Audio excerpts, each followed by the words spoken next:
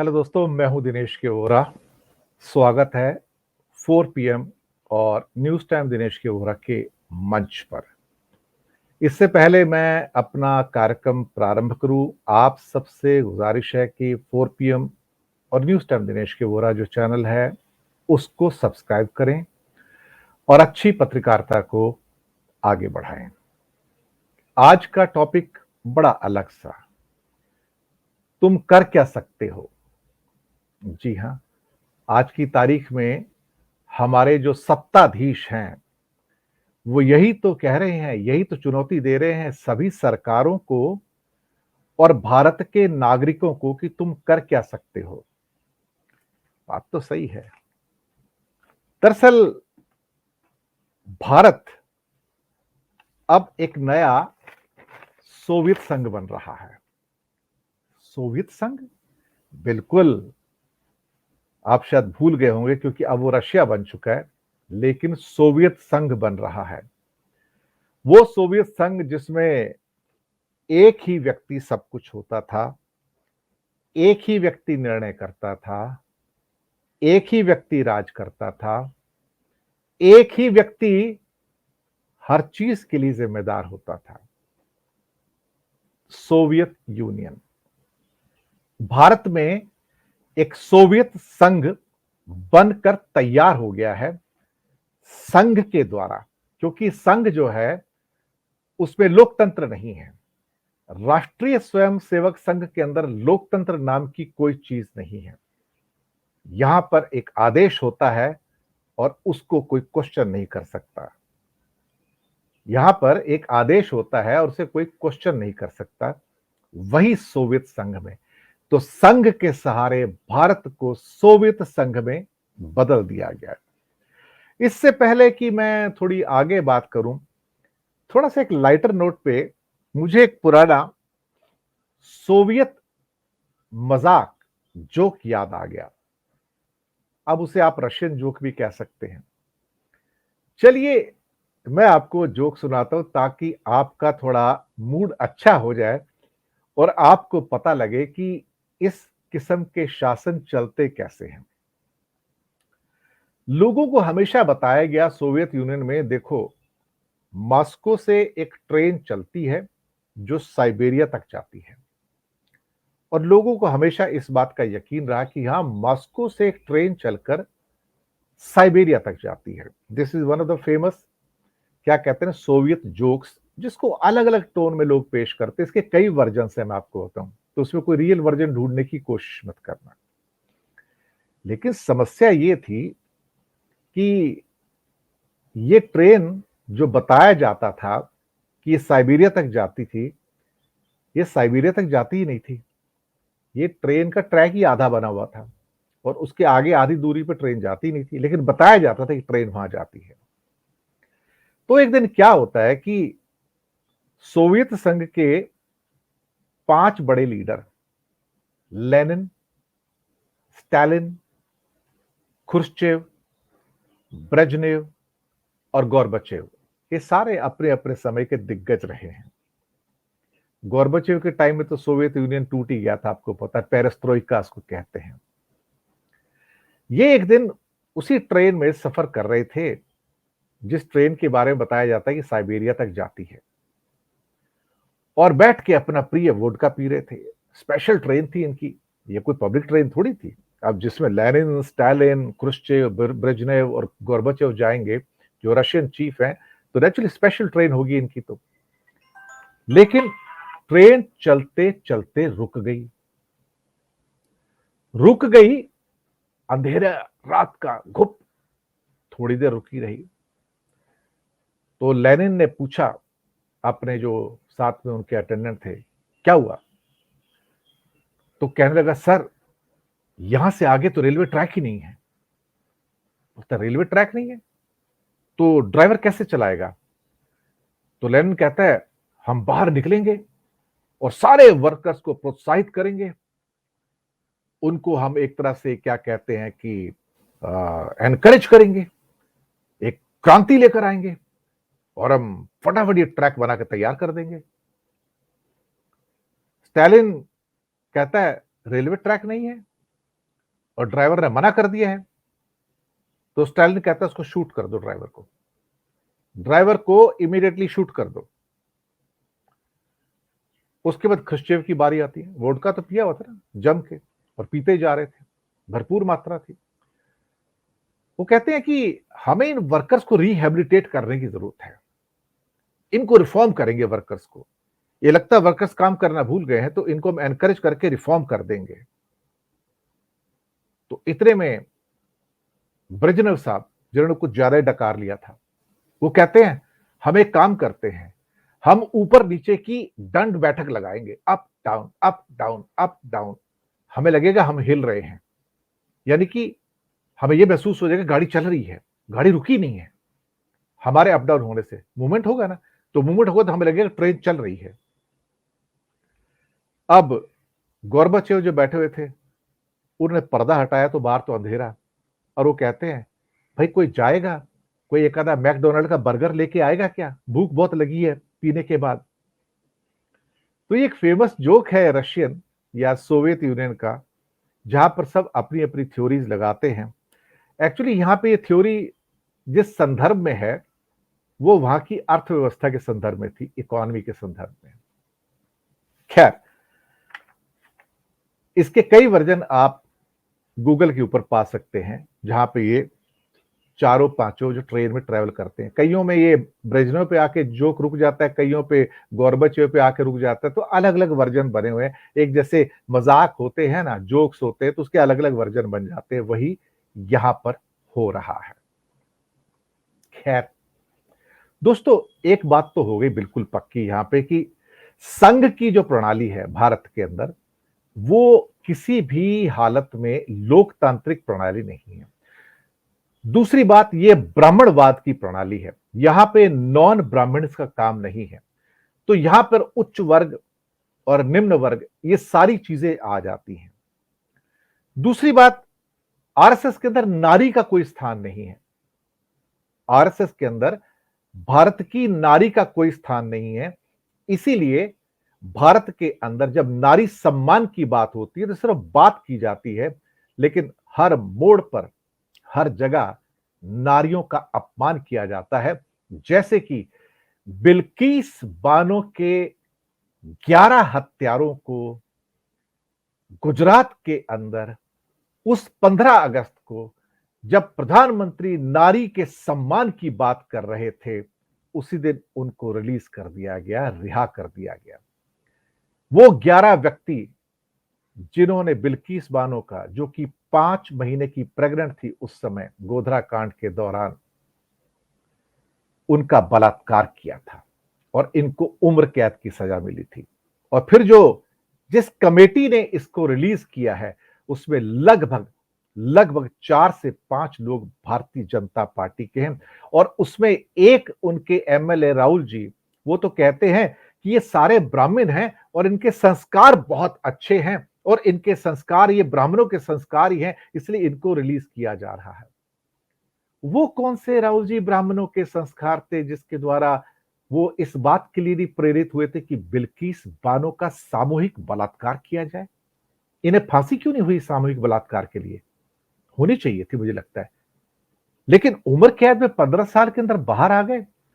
और जब वो बाहर निकलते हैं तो दक्षिणपंथी संगठन वीएचपी और जैसे लोगों के, उनको फूलों की माला पहनाई जाती है बलात्कारियों को, और उनका सम्मान किया जाता है।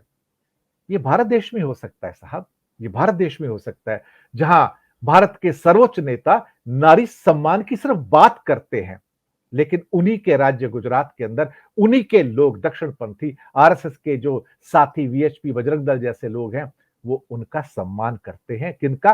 बलात्कारियों का। यही तो नया भारत है। इसी की बात करता हूं कि भारत एक नया सोवियत संघ है। यहां पर बल और छल से सब कुछ प्राप्त करने का प्रयास किया जाता है। मेरे शब्दों पर ध्यान दीजिएगा। यहां पर इनके द्वारा बल और छल, इन दोनों के द्वारा सब कुछ प्राप्त करने का प्रावधान किया जाता है। अब मैं क्या कहूं, कश्मीर में देख लीजिए। कश्मीर में क्योंकि ये सीटें जीत नहीं सकते, तो सीटों की संख्या बदल दी परिसीमन के अंदर। ताकि जम्मू की जो हिंदू पॉपुलेशन उसको ज्यादा सीटें दी जाएं। और कश्मीर में परिसीमन करके सिर्फ एक सीट बढ़ाई और जम्मू के अंदर 6-7 सीटें बढ़ा दी गई। ये पहला। अब कहते हैं कि हम 30 लाख जो लोग वहां पर रह रहे हैं बाहर के, जिसमें ज्यादा करके सिक्योरिटी पर्सनल्स हैं, मजदूर हैं, उनको वोट के अधिकार दे देंगे ताकि वो वोट डाल सके। इसका मतलब ये हुआ कि वहां का मुश्किल से 1.25 लाख तो वोटर है वहां पे कुल मिला के जम्मू कश्मीर में। इसका मतलब है कि वोटर्स को इंपोर्ट करके, आयात करके, बल और छल से ये चुनाव जीतना चाहते हैं वहां पर। आप सोचिएगा इस बारे में। ऐसे काम तो सिर्फ सोवियत यूनियन में हो सकते थे, जहां पर चुनाव तो होते थे लेकिन सामने एक कैंडिडेट होता है, या तो उसके पक्ष में वोट कर दो या उसके खिलाफ में वोट कर दो। तो भारत में भी तो वही है। अगर वहां पे पुतिन अगर खड़े होते हैं तो सामने कोई नहीं होता है। यहां भी तो यही कहा जाता है कि आपका वोट मोदी जी के लिए है। तो भारत एक नया सोवियत संघ बन रहा है। यहां पर किसी और दल, इसके लिए कोई स्थान नहीं बचा है। तो नड्डा साहब ने पटना में जाके कह दिया था, आपको याद होगा, कि कोई विपक्ष बचेगा ही नहीं 2024 के बाद। यही तो इनकी परिकल्पना है कि विपक्ष बचेगा ही नहीं, विपक्ष मुक्त होना चाहिए, एक ही पार्टी होगी, एक ही विचारधारा होगी। जो नड्डा साहब ने कहा कि भारतीय जनता पार्टी, बल्कि वहां भी मोदी जी की विचारधारा। संघ इसी के ऊपर तो काम कर रहा है। राष्ट्रीय स्वयं सेवक संघ इसी पर कार्य कर रहा है। आप सोचिए, जिन्होंने 52 वर्षों तक नागपुर के हेडक्वार्टर पर राष्ट्रीय झंडा यानी कि तिरंगा नहीं फहराया, वो कितने देश प्रेमी हो सकते हैं। और वो उनके गुरु गोलवलकर, जो तिरंगा जब भारत का राष्ट्रीय झंडा बना था, तब उन्होंने ये बात कही थी कि तिरंगा तो 3 रंगों का आंकड़ा है, 3 का तो आंकड़ा बुरा होता है और ये अपशगुन होता है। भारत का झंडा तो सिर्फ भगवा होगा और एक दिन ऐसा आएगा जब सारा का सारा भारत, ये शब्द है कोट अनकोट, सारा का सारा भारत भगवा के सामने नतमस्तक होगा। यही तो थ्योरी है इनकी। संघ, संघ के द्वारा सोवियत संघ। जी हां, आप देखिए, यहां पर किसी सरकार की कोई वैल्यू नहीं है। अभी कल की बात है, जब केजरीवाल साहब ने यह बताया कि वहां पर न्यूयॉर्क टाइम्स में एक आर्टिकल छपता है और वो खलीज टाइम्स में छपता है, तो भारतीय जनता पार्टी के अनपढ़ सदस्य, मैं तो इनको अनपढ़ कहता हूं, ये पार्टी अनपढ़ों की है, चंद लोगों को छोड़ दो, ये सारी पार्टी अनपढ़ों की है। कुछ एजुकेटेड इलिटरेट्स हैं, कुछ लेस एजुकेटेड इलिटरेट्स हैं। वो कहते हैं कि शब्द शब्द, एक एक शब्द मिलता हुआ 2 जगह एक आर्टिकल कैसे आ सकता है, ये प्रायोजित है, पैसे देके छपवाया गया है। दरअसल इन्हें, इन अज्ञानियों को ये पता ही नहीं है कि दुनिया में जो एक तरह से इस किस्म के सिंडिकेटेड कॉलम्स होते हैं, वो सैकड़ों पेपर में छपते हैं, एक में नहीं छपते, और अंडर लाइसेंस होते हैं। और खलीज टाइम्स के अंदर जो आर्टिकल छपा है उसके नीचे लिखा हुआ है in collaboration with New York times. इन्हें कौन समझाए कि भारत के न्यूज़पेपर में भी बहुत सारे ऐसे आर्टिकल छपते हैं जो बेसिकली सिंडिकेटेड कॉलम है या in agreement with some other famous newspaper of the world. अज्ञानी है ना, अज्ञानियों को समझाए कौन।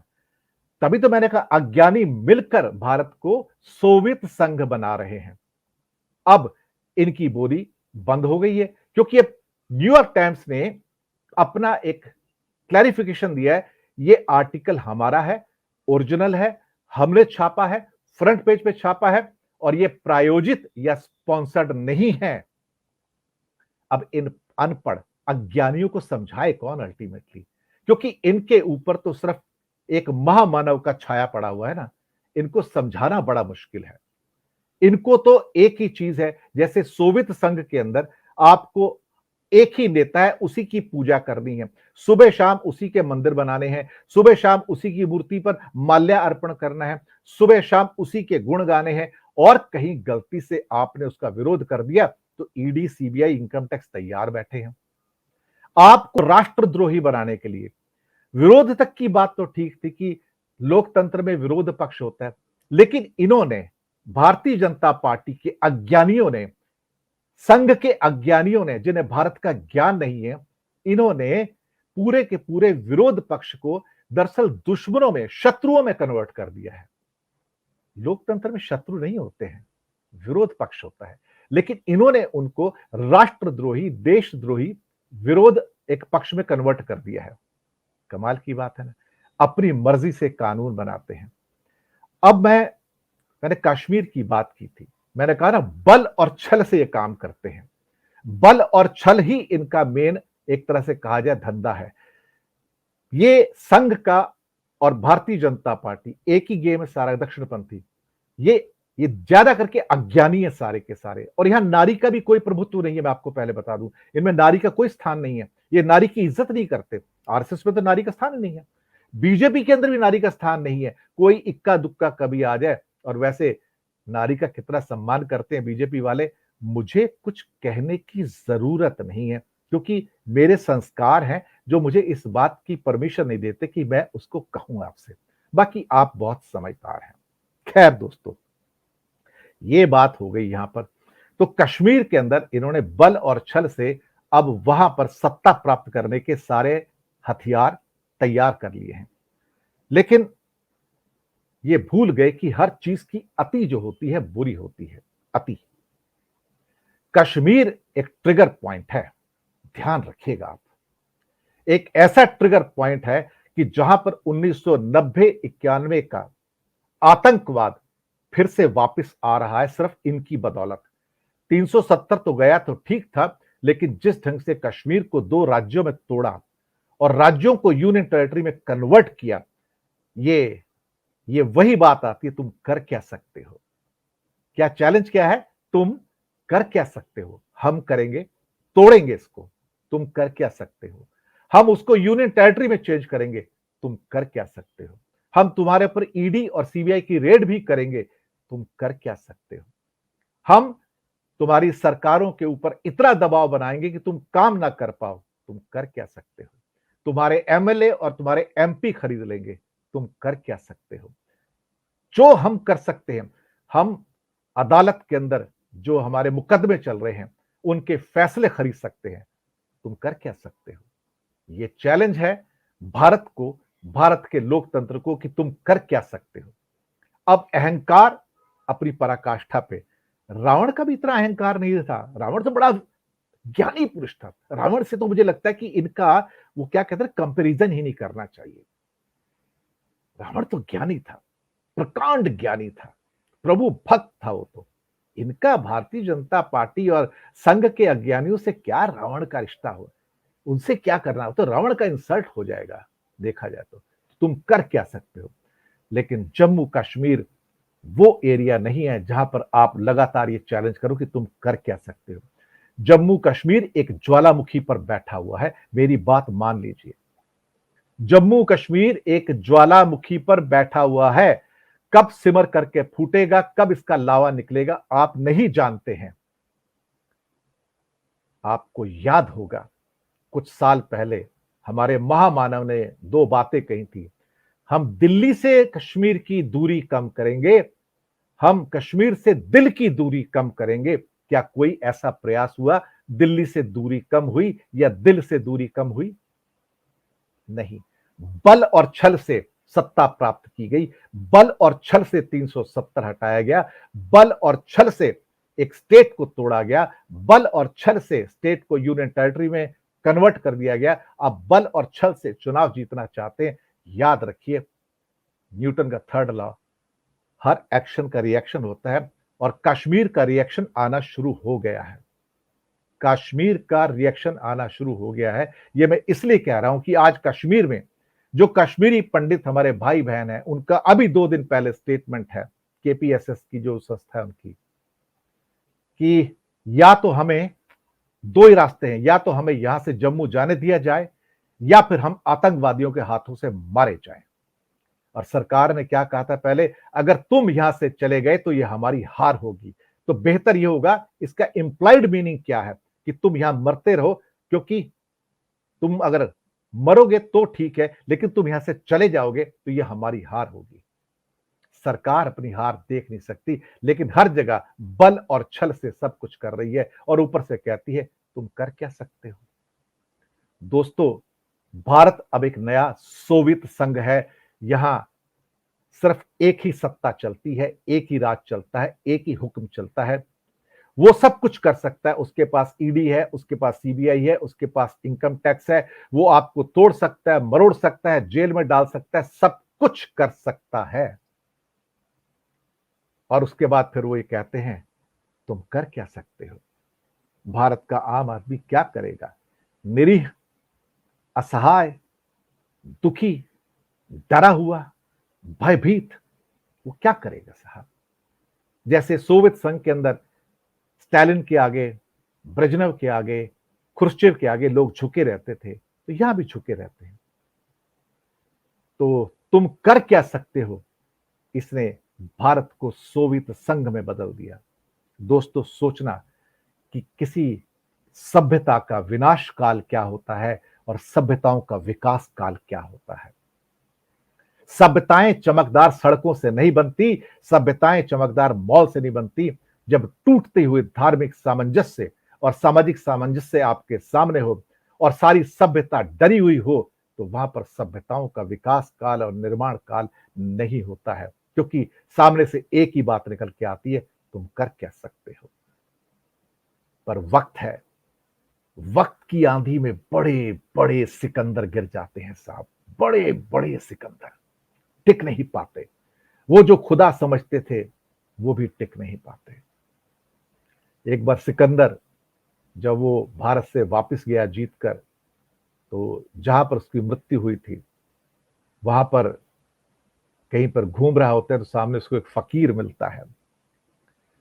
तो फकीर उसको देखकर हंसता है। तो सिकंदर पूछता, तू जानता नहीं मैं कौन हूं? तो फिर से हंसता है, कहता मैं सिकंदर हूं, पूरी दुनिया का राजा। ये सारी जमीन, सारी पृथ्वी, ये सब मेरे अंडर में है, सब मेरी है, इस पे मेरा अधिकार है। तो फकीर हंस के कहता है, तेरा अधिकार सिर्फ इतना है जितनी तेरी हाइट और जितनी चौड़ाई है, क्योंकि कब्र में उतनी ही जगह चाहिए होती है, बस उतनी ही जगह तेरी है, बाकी सब कायनात उसकी है। और फकीर फिर हंस पड़ा। इस बात पे सिकंदर उसकी हत्या भी कर सकता था, लेकिन फकीर को हंसता देख, उसकी बेबाकी, उसका बंजारापन देखकर वापिस मुड़कर चला गया।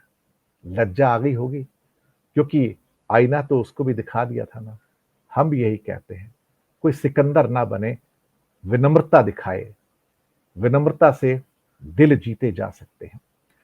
सम्राट अशोक ने जब कलिंग की वॉर हुई थी, तो वहां पे लाखों लोगों की मृत्यु हुई थी, वो दुनिया जीत नहीं पाया था। लेकिन जब उसने भगवान बुद्ध का, करुणा का, दया का सहारा लिया, तो पूरी दुनिया में उसका नाम फैलता है, भगवान बुद्ध का नाम फैलता है।